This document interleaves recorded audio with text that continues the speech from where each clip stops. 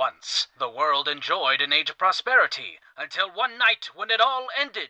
Now two heroes, Jules McCaffery and Quinn the Clever, walk the ruins of yesterday in search of a brighter future in the dark lands of the world before. Today's episode, Duality. Took him long enough. Enter! Archivist Captain Max Miller of Team Grendel reporting in, Spymaster. Yes, good. Captain Miller, this is an urgent matter, so I'm going to be direct. This comes directly from Lord Duval himself. Forgive me, Spymaster. If I had known, I would have come sooner. It would be my honor to carry the Lord Librarian's will into battle. It isn't an elimination, Captain Miller. You and your team have been tasked with tracking the movements of Amanda Blood-Scourge. She has joined forces with the scrapper, Jules McCaffery. The two of them were last seen traveling north at full speed toward the Madison, Oregon territories. Given the volatile nature of the region, you'll be riding into a powder keg. Understood. Now, I understand the loss of Mr. Pagliarulo means you're without a heavy weapons operator. His loss has been hard. But I believe... So I'm assigning a new heavy to your squad. Captain Miller, meet Raul Gonzalez. The Legionnaire, Spymaster? Former Legionnaire, Captain. Yes, he did fight for the Crimson Legion.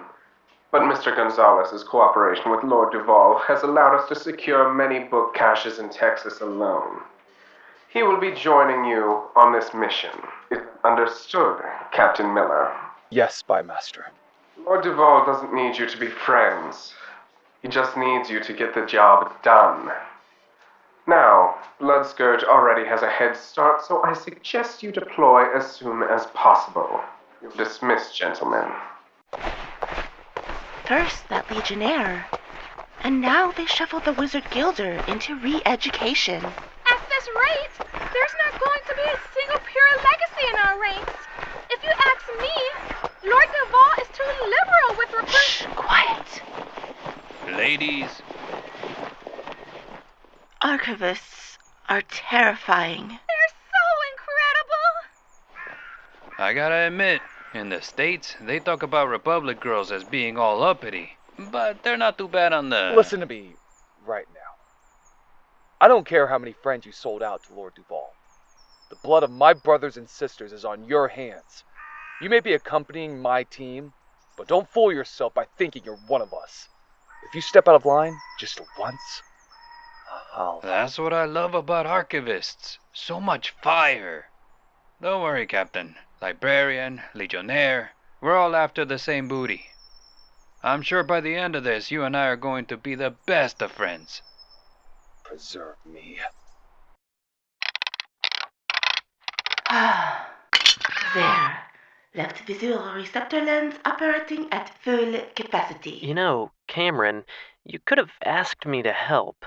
Bot maintenance is one of my specialties. Thank you, Stanislaus. But I am very particular about who routes around my circuits. Translation. She wants a skilled hand, not be pieced together on a lick and a prayer. And Natalia, I can't explain exactly how my method works. It just works. Uh-huh. And when you tried to enhance my fugly buster bomb... That was an honest mistake. You armed the detonator with a bobby pin! Captain Miller. At ease. Lord Duval has chosen us to tail Amanda Blood-Scourge and report back to Spymaster Tyson with our findings. Evidently, she has joined up with Jules McCaffery, the rumored younger brother of Seth McCaffery. They stuck the Legionnaire on us? A Legionnaire with a Gatling watching my back. This won't end well. If the rumors about the Feast of Four Cities are true, then the two of them together could be catastrophic. Which is why we've been assigned to the task. I don't know Blood-Scourge or McCaffery, but if they're as bad as you're saying, if things go south, do we neutralize them? This is a surveillance mission, Gonzalez. Legion may run in, cannons blazing, but Librarians are more methodical. If they turn into a credible threat, we report our findings to one of our branches and go from there. Lord Duval is wiser than any of us, so it's safe to assume he has a plan in all this. If you say so. Cameron, How are we on travel supplies? The commissary received a fresh shipment of supplies just this morning, and we have enough coolant to last us a week. Good. Howard, how soon can you fix up those cars? I tightened a few hoses and gave the engines a good whack with the old ratchet. The only problem I couldn't fix was your leaky radiator, Captain. What? You couldn't find any duct tape? Can it, O'Green? Howard, good work. Now, Blood-Scourge already has a head start on us, so I want wheels on asphalt in 15 minutes. Grab whatever provisions you need and stock up on ammo. We're heading north. I'm addicted to the madness. This hotel is my Atlantis. Oh no, go! I think we should stop! What'd you say? I think we should stop! Hold on, I'ma pull over.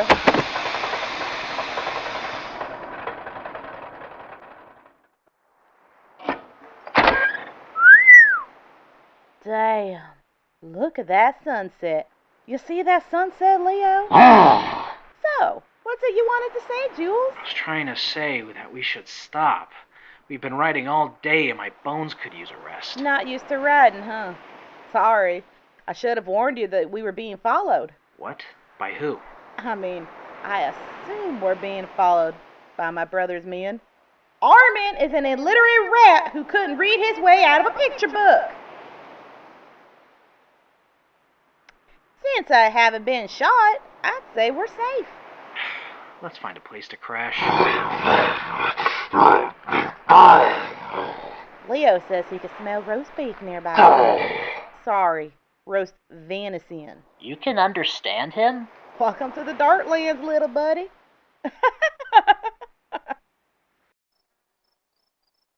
No. Sir, please, we have good trade if... I said no. It's just for one night. What's going on, John? I was just telling these folks no. You heard him. He said no. I said no. Look, if it's tabs you Tell want... him again, John. I said no. We know you said no. Hey, no lip out of you, Missy, or else John will get the broomstick. I already got it. Whoa, easy now. Oh no. Now you're in for it. Amanda, let's go!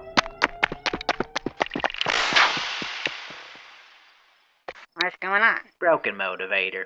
Still, look at him run. I'ma go fix this.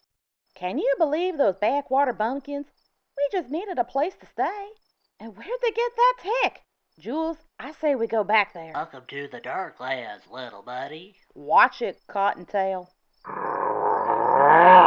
We had to hide you because if those two were popping off on us for asking him a simple question, how much luck do you think we would have if they saw a big, scary Wendy with us? Looks like we're camping. That's a great idea. It'll be good to catch up. Leo can sniff out anything trying to sneak up on us. Like my brain-dead brother who thinks the movies are better than the books. Great. Still nothing. And the best part of camping? I got marshmallows and chocolate and graham crackers. Where'd you get graham crackers? Oh, wait. Never mind. These expired 2 months ago. 103 years ago? Amanda, drop the graham crackers. I'm dropping them. Don't go away. The dark lands of the world before will be back after these messages. For 6 years, the Geistman has investigated the most haunted locations in Pacifica. California, South America, Canada, and Japan. Citadel Hill. Mapimi Silent Zone. Winchester Mystery House. Queen Mary. Dark Hall. Whaley House. Shimizu House.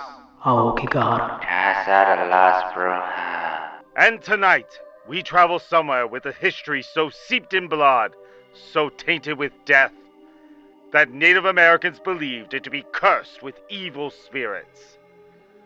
Floating in San Francisco Bay, a black, evil mark on the West Coast. Alcatraz. Darren Goodman, Rick Broff, and I, Jack Wiggins, investigate the island and prove once and for all if the dark legends surrounding the island are true. We are the Geistmen. We are the Geistmen. We are the Geistmen. Geistmen tonight at 8, only on the Wander Channel. Tonight, on Citizen Revere, the Citadel of Liberty is under attack. Run faster, Brown Beauty! We have to make haste, or America could be lost forever! The march of the Republic will never be stopped.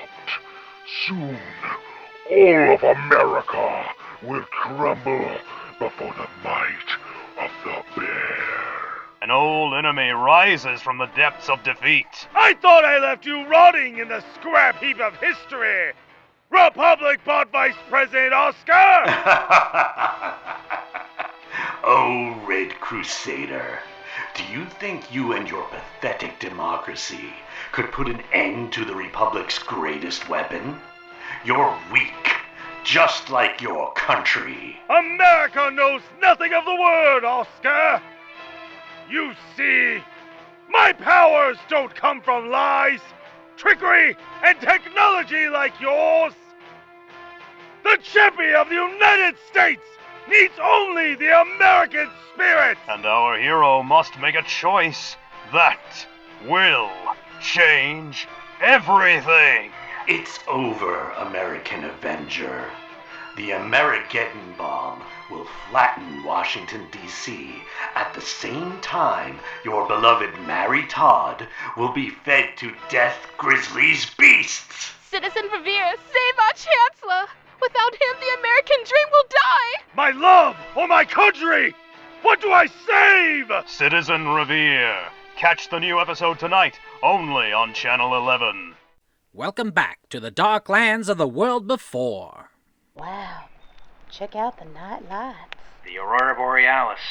It's not as bright down in the valley. The valley? What were you doing down all the way down there? I was in the Mojave. I got a tip-off about a potential find in Vegas. It was a bust. Until I found this little guy in Barriston. Speaking of, where'd you find Leo? Leo?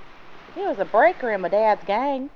When Daddy Dearest was off making more illegitimate brats, Leo was teaching me how to swing a machete, how to shoot a cannon, and how to mug a mark. Well, I guess I didn't learn much of that last lesson, given how you and I met. But yeah, Leo is my best pal. We've been inseparable ever since he beat me at dice and I broke his nose. So how did he... Go Wendy! My dad sent him and a couple others to try and rough up the leader of a rival gang. They call themselves the Annihilators. How dumb is that? So anyway, Leo went to their camp to tell them that this is Death Rage turf. His two buddies got shot and he got thrown into a pit full of fuglies. Now my Leo's a tough pup, so he managed to gut those Frankensteins. For 2 weeks, I tried talking my dad into letting me go out to find him, but he kept telling me, Leo's dead, he's not coming back. Stop busting into my tent when I'm with a woman. So I went out on my own. I snuck into the camp, found the pit, and there was my best buddy, frothing at the mouth as wild as a feral dog. He must have eaten 3 fuglies before I found him. What happened to the Annihilators? I sicked Leo on him. Despite his brain being ground up into paste, he somehow recognized me enough to know not to eat me. But he looked hungry, and there were a lot of Annihilators, if you know what I mean. Good times. So now that you know the great legend of Leo the Hungry, I'm curious about yours. Mine? Jules? Share and tell, Scrapper. Let's go. Fine. Where should I start? My mom was a big part of why I decided to leave home. My colony was part of the Freedom Boulevard, so we had to open our gates to wary travelers and escaped slaves. The problem was that we weren't a very big settlement, so the inn would fill up real quick, and residents were expected to offer their homes as places of rest to any surplus visitors. My mom was always the socialite, so against my dad's wishes, she turned our home into a bed of breakfast of sorts, inspired by a place she stayed at when she traveled with my grandpa. I was so excited whenever we had guests. Darklanders came from everywhere with stories of life outside of the colony. They terrified my sister. She had nightmares for years, but my brother and I, we were spellbound. He struck out as soon as he was of age, taking with him my knife and all the tabs I made delivering letters around the colony. Aw, that's kinda cute. Jules the mailman. Actually, that's when things got bad. One night a Darklander came to stay with us. The guards were supposed to keep the gates closed after dark unless it was the freedom fighters. They made an exception for him because he dropped my father's name. Who? What was he? I was down the street dropping off my last parcel when I heard the shots. By the time I got home, the first time I set foot in the Darklands was also the first time I ever killed a man. I chased the bastard for miles before I finally caught him. I don't even remember his face. I was too busy smearing it across the pavement before pummeling the curb with it until there was nothing left but red paste and shattered skull. I didn't stop shaking the whole walk home. When I stepped through the gates, all I wanted was to hug my mom and have her be okay. Instead, I was met by my dad's fists. The man had been a slaver spy that my mom had sniffed out the moment he walked through our door. By killing him, I made it so he would never learn who sent him.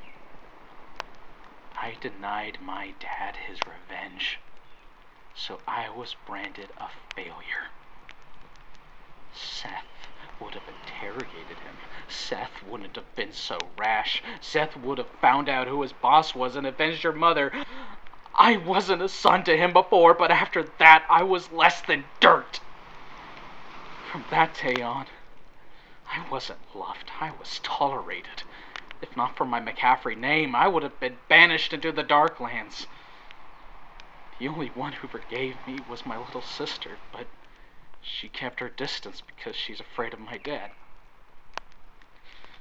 I'm the bad guy because I killed one man. I'm the bad guy because I failed once. I'm sorry. It's all right. It's obvious that was weighing you down. Well, there you have it. Jules Caleb McCaffery in his entirety. You do seem a little relieved. I actually do. Alright, let's talk about something nicer. Let's change the subject. Hey, Amanda. You never told me how you and Dominic came to blows. Ugh, don't use that word. I needed a raging battery from Mean Marcy, so I tapped my brother for help finding one.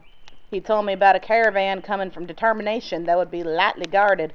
But Armin's tried to kill me before, so I went to Dom and his stupid dragons for some help. He agreed to loan me his raiders if I owed him a favor. One blasted caravan later, I got my battery and only a few sea dragons dead. When Dom found me, he made me an offer I had to refuse, so I flipped him a choice finger, said some choice words about his size, and threatened to sick Leo on him. Next thing I knew, Leo got grabbed while foraging for food, and so I loaded up Marcy, and, well, you know the rest. And you're not afraid Dom will keep coming after you? Not at all. If he does, he'll get either a bullet where the sun don't shine, or I'll have Leo eat it. You really didn't like his offer. Not one bit. Anything to report? Nope, they're just sitting and talking. How are the cars? Stanislaus is working on them. They weren't ready for a full day's ride. The cooling vents are full of bugs, and the startups need tuning. It just works. You shouldn't be so hard on him. I almost crashed twice because he forgot to fully attach my damn brake line. If anything, I'm being easy on him. Captain Miller wants you, but... It's Cameron. Did you need something? Just admiring the view. Get lost before I make your head spin. It was just a joke. You guys are so uptight. And where do you think we are right now, huh? The Darklands aren't the place to let your guard down. Have you been to the States before, O'Green? No. Well, it's bad that side of Colorado. I've had to mow down things bigger and a whole lot meaner than Fugly's. And the bots out there aren't like Cameron. I once saw a shop clerk bot rip out my buddy's guts and stock their shelves like them like they were jars of preserves. Before or after you sold him out to us? You folks aren't ever gonna give me a chance, are you? What did you expect? You're a murderer and a traitor. You killed Librarians for the Legion and then you betrayed them. You know, this sounds a lot like a book I read. Good for you. This guy serves a crazy king and spends years fighting his enemies. Then one day, the kingdom rebels, and the king tells the guy to kill his own family to prove his loyalty to the crown. Instead, the guy runs him through with his sword. But what happens to him when the war's over? He's branded Kingslayer, and spends the rest of his life being hated for doing the right thing. What happened? My brother Horatio, he and I joined the Legion because they paid good money for books. The idiot was addicted to puff, had been since we were boys in Mexico. Then one day, he got into too many brawls over the stuff, and so he got kicked out. Didn't hear from him for years. My team and I got sent to this farm near Austin. Family there wasn't paying their dues anymore. And worse, there were rumors that they were selling puff to dealers outside of the Legion. We arrived to find a small colony, all walled off with a banner up in the front that read, "The Kingdom of New Texas." Our leader demanded entry, but instead, someone took a warning shot at him. After that, all hell broke loose. I can't tell you how many grenades we lobbed over the walls. All I know is that when we finally made it inside, the place had been blown to smithereens. Turns out the rumors were right. The tabs the folks made off their supply let them establish their own nation of sorts out in the desert. We began grabbing as many unbroken containers of the stuff as we could find before one of our scouts drags out the two sole survivors of the attack, the would-be king and the baby princess. The king? He was your brother. King Horatio Gonzalez. Still doesn't sound quite right. Yeah, he was still the idiot all hopped up on puff, thinking he could live like a capo and stick it to our old gang. That's when I realized that people at my feet, the chunks of humanity blown all over, they were my nieces and nephews. Horatio was all that was left. He and his baby, little Gabriela. Our leader realized who we were to each other, so he put a cannon in my hand and told me that there were 2 bullets left in the chamber. Time to clip the family tree, he told me. But you didn't. I shot the bastard twice. When the bastards turned on me, I cut them down with old Painless. Then it was just us, me and Horatio. I tried to explain that I couldn't possibly have known, but he wanted nothing to do with me. Instead, he was hysterical and tried to convince me to strangle Gabriela, saying, "You took my family from me. Finish the job." So I did. No! A little baby? No, damn it. What kind of monster do you take me for? Horatio was too far gone. I don't know who his queen was, but I'm sure she kept him sane, even when his nose was at its widest. If I left, no doubt he would have killed Gabriela. So I took his head into my hands and... I don't care about the written word. It's just a job. But you guys are the one group that the Legion can't steamroll. And I knew I could buy my way in if I sold them out. You're the safest place for Gabriela. Gabriela is back home. Yeah, I know I'm a bad person. And if my Madre's Bible is of any consideration, I'm headed to the lowest part of hell for what I've done. But I like to think I still have my honor. I had no idea. You'd think librarians would know a thing or two about books and covers. Gonzalez, you're with me. We are going down to the shore to follow Wendigo. I've always liked moonlit walks on the beach. Just come on. Raul. Yeah? Thank you for telling me. Oh, don't go getting sappy, O'Green. You're embarrassing me.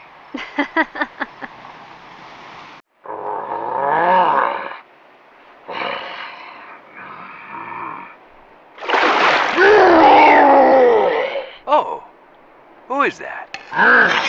It's all right, friend. I come in peace. You have nothing to fear from a blind coucher like me. You're still unsure. Oh, I know. You think I'm one of those blind killer Darklanders. Like that fellow with the book. Oh, no. I'm afraid my book delivery days are far behind me. I leave that sort of thing to my nephew now. He's the Lord Librarian, you know. He doesn't like me telling people that, but who's gonna believe a salty hermit? Why don't I introduce myself? Friends call me Old Man Rooker. I do miss the days when I was just called Rooker, though.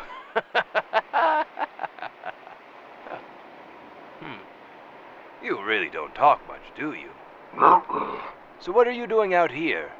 You can't be fishing. My friend, you won't catch any fish here. Maybe some sandhoppers if you dig deep enough, but nothing too filling. Take it from a man who's walked this beach for 64 years.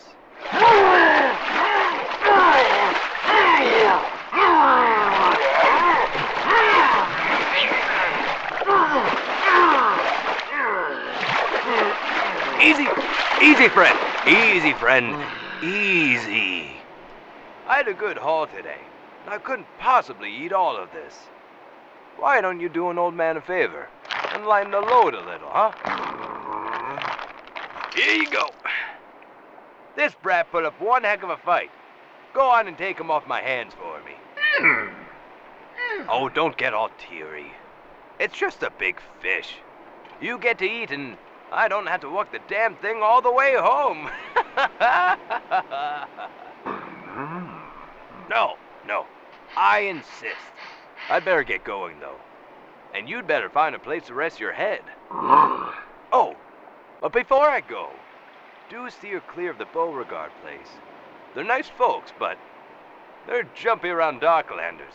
Especially after John got his hands on that fancy cannon. I hope you have a good night, stranger. Remember to cook that thoroughly, all right? Speak of the handsome devil. What'd you catch us, big boy? Is that a freaking shark? Good job, Leo. We're going to have shark fin soup. Do you know how to make shark fin soup? Nope. But, I mean, we got a shark fin, and we got soup. How hard can it be? Famous last words.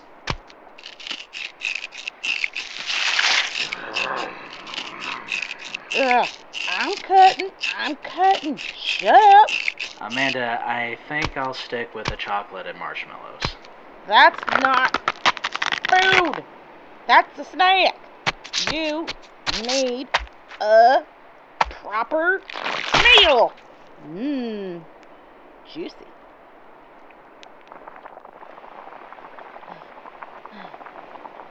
And there. I call it shark fin soup a la Blood-Scourge. It's better than normal shark fin soup because there's... Amanda, good. Thanks. That poor shark. Fine. More for us, right, Quinn? I can't eat that. A vegetarian jackalope? You poor thing. Well, Leo, looks like the shark's all ours. Look what we caught by the water. Wait, please, let me go. I don't have anything. I was just collecting shells for my daughter. Cameron? She had this in her mouth. I had to pry it out. A cyanide tooth, huh? You're an all-soul spy. Not a very good one, though. Cameron?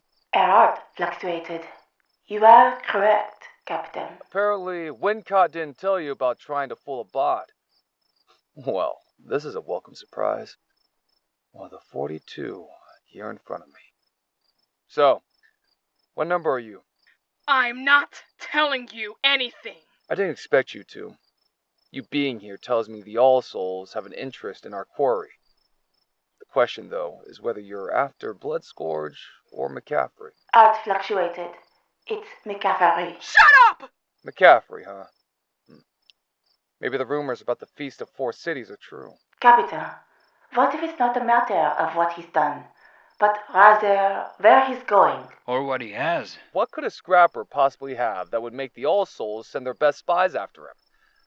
No, it's something else. Her heart rate increased when Raul spoke, Captain. She's nervous. Wait, McCaffery actually has something? I think it's obvious by now that you don't need to talk for us to get answers out of you. Now, we can do this the easy way, or Cameron will start taking fingers. You know by now that she's removed her security chip. You ever see what a bot with full free will is capable of? Wake up! Get down! Watch out!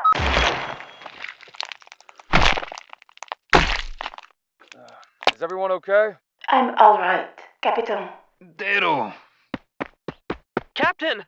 What happened? She must have had some kind of voice-activated explosive inside her. It appears the 42 have moved past cyanide pills. I guess it's the 41 now. Can it, Gonzalez? She told us everything we needed to know. The All Souls are after McCaffery. Cameron, are you still in range of the Grand Library servers? The signal is weak, but it'll work. Send a report home and let the Spymaster know what we found. Oui, Capitan. Gonzalez, comb the perimeter in case there's more of them. Yes, sir. This mission just got a whole lot more interesting. As the journey heads ever northward, the stakes do the same. Pox, Draymond, Wincott with her spies, and the Librarians with their archivists, all converging on one man and one rabbit. Will Jules detect the danger, or will Quinn fall into the nefarious hands of the enemy? There's only one way to find out. Subscribe and ring that bell so you don't miss the next exciting episode of The Dark Lands of the World Before! Hello again, Scrappers. It's that time again for the shout-outs of this incredible cast that made up today's episode. I am honestly just so happy to have been able to associate with any of these people. And I'm excited to work with every single one of them in future projects. So... obviously, each and every one of you guys keep an eye out, because you'll probably be hearing from me soon. Starting at the top with Amanda Blood-Scourge, played by Raven Anderson, Leo the Windy, played by OLDSCHOOLFRISBY, Spymaster Tyson, played once again by Jack Savage, and then Josh Portillo, playing Max Miller of the Archivist team, Team Grendel. He is then joined by Natalia O. Green, who is played by Jenna Rose GEISER, Raul Gonzalez, played by Cesar Castillo, Cameron / the Passing Librarian number 1, played to perfection by Melissa KERSH, nailing that French accent, Stanislaus Howard, played by Micah Smith, and then going over to those little, quote, backwater bumpkins, the Beauregards, Agnes, played by Little Batty, and her husband John, played by, of course, her husband real life, yours truly. Old Man Rooker, played by Scott J. Zim, making easily one of the most unique scenes I've ever done for Darklands, Old Man Rooker and Leo. Those two together, just, wow. That was just that's such a great scene. Passing Librarian number 2 / Stalker 7, played by Lady Theta. And going over to the commercial segment, starting with Geistmen.